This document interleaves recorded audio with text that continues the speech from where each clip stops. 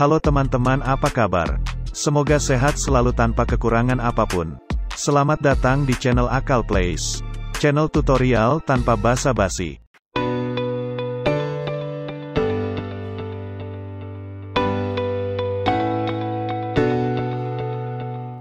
Kesempatan kali ini aku akan bahas berita terbaru terkait jailbreak PS4 dan PS5.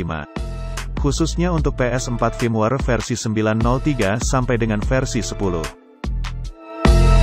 Oke, sebelum lanjut seperti biasa bagi kalian yang belum subscribe, mohon subscribe dan like-nya, jangan lupa nyalakan juga tanda loncengnya agar kalian tidak ketinggalan update video terbaru. Dukungan kalian sangat membantu aku untuk terus semangat membuat tutorial lainnya, terima kasih. Beberapa hari lalu, Situr telah merilis sebuah blog terkait bug, yang punya potensi digunakan untuk menghack sistem PS4 dan PS5. Jika kita buka blog Situr ini, yang dia post di akun Twitter dia, bisa kita lihat captionnya kurang lebih artinya adalah, hacking PS4 dan PS5 lewat PS2 emulator. Atau dengan kata lain PS2 emulator ini bisa digunakan sebagai jalur untuk melakukan hack ke sistem PS4 dan PS5. Artikel ini baru merupakan part 1-nya, sementara part 2 belum dipublish. Jadi kita harus menunggu dulu. Bisa jadi di part 2 ini sudah membahas cara jailbreaknya yang lebih detail. Oke, sekarang kita bahas artikel ini. Yang menarik di sini adalah terkait PS2 emulator yang digunakan untuk menyerang sistem PS4 dan PS5. Jadi untuk kalian yang belum tahu, di PS4 dan PS5 itu sebenarnya sudah built-in dengan emulator PS2. Tujuannya tentu agar kita bisa memainkan game PS2 di PS4 dan PS5. Jadi exploit yang disebutkan dalam artikel ini adalah jenis user land exploit. Beda dengan Blu-ray exploit yang dirilis oleh The Flow. User land exploit di sini artinya adalah exploit yang bisa memberikan akses ke sistem walaupun kita hanya sebagai level user. Exploit yang ditemukan Situr ini ke depannya dimungkinkan bisa digunakan sampai ke tahap setara dengan kernel exploit untuk firmware versi 9.03 ke atas. Dan jika sudah sampai tahap ini, maka otomatis juga akan ada versi full jailbreak PS4 dan PS5-nya. Kapan itu? Kita semua belum tahu. Kita tunggu saja artikel part 2-nya seperti apa. Karena sampai saat ini belum ada kernel exploit untuk firmware 9.03 ke atas. Maka di video ini, aku akan bahas fokus hanya terkait user land exploit ini. Jadi sebenarnya bug ini sudah dilaporkan sejak September tahun 2021. Namun sampai saat ini Sony belum melakukan patch terhadap bug ini. Sehingga bug ini masih terdapat di firmware 9.03 sampai versi terakhir yaitu versi 10 kalau di PS4.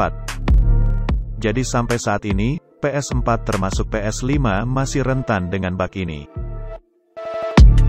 Yang menjadi pertanyaannya kenapa Sony tidak melakukan perbaikan atau patching terhadap bug ini, padahal sudah dilaporkan sejak September tahun lalu. Oke, nanti aku akan bahas ini di akhir video. Oke, sekarang kita lanjut, kenapa PS2 emulator yang dijadikan jalan untuk melakukan hacking ke sistem. Karena di PS2 emulator ini terdapat yang namanya kode JIT privilege. Disebutkan di blog ini, kalau Sony telah menghilangkan kode JIT privilege ini dari browser PS5 dan Blu-ray player. Kalau kita baca blog ini, pembahasan tahapan cara exploitnya terlalu teknikal bagi orang awam.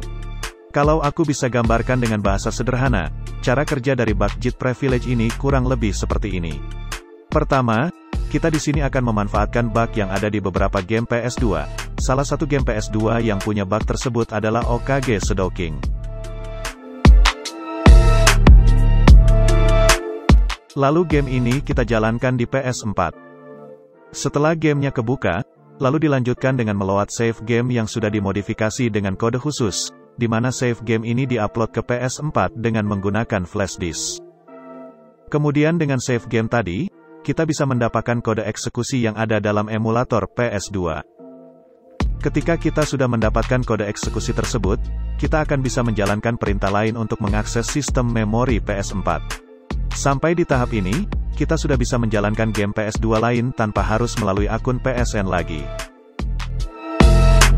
Bukan cuma game PS2 lain yang bisa dijalankan tapi juga termasuk PS2 Homebrew, atau PS2 Homebrew yang punya fungsi sama halnya Homebrew PS4, karena ini hanya bisa dijalankan di dalam PS2 emulator. Atau dengan kata lain kita bisa bikin PS4 Homebrew yang kompatibel untuk dijalankan di PS2.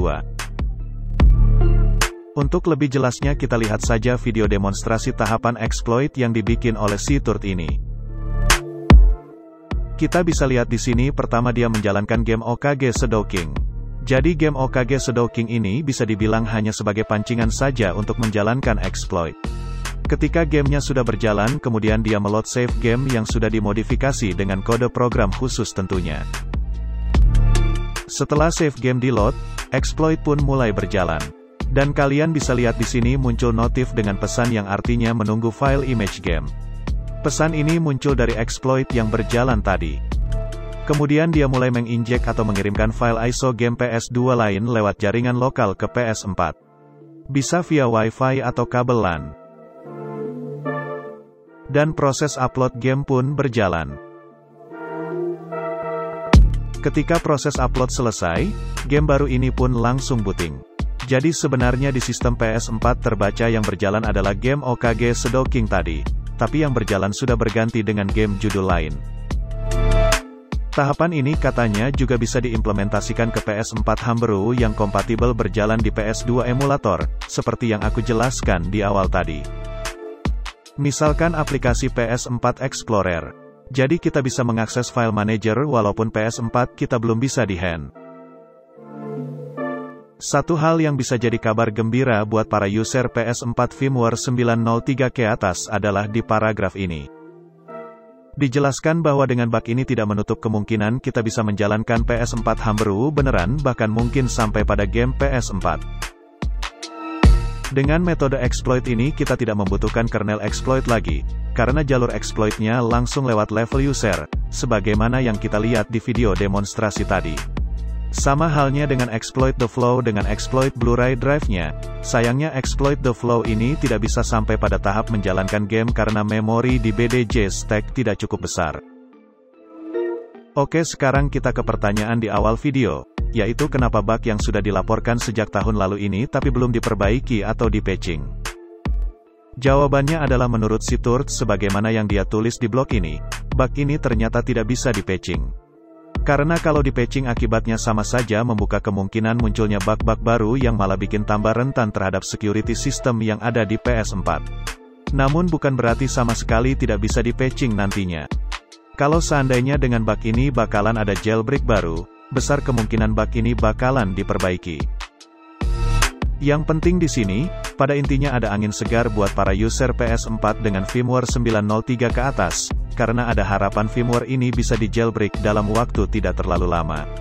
Ini tergantung artikel di blog part 2-nya seperti apa, kita tunggu saja. Mudah-mudahan di blog part 2 ini bakalan ada demonstrasi lagi, yang dipraktekkan langsung ke game PS4-nya. Oke, itulah berita terbaru terkait update perkembangan jailbreak PS4, khususnya untuk firmware versi 903 ke atas. Seperti biasa kalau ada yang belum jelas, silakan tulis pertanyaan di kolom komentar, dan juga jika kalian punya saran ide untuk konten PS4 hand berikutnya. Kalau informasi ini berguna untuk kalian, jangan lupa like dan subscribe-nya dan share juga ke teman-teman kalian yang butuh informasi seperti ini. Jangan lupa nyalakan juga tanda loncengnya agar kalian tidak ketinggalan update video terbaru. Oke, aku akhiri video kali ini sampai di sini. Sampai jumpa lagi di kesempatan lainnya, terima kasih.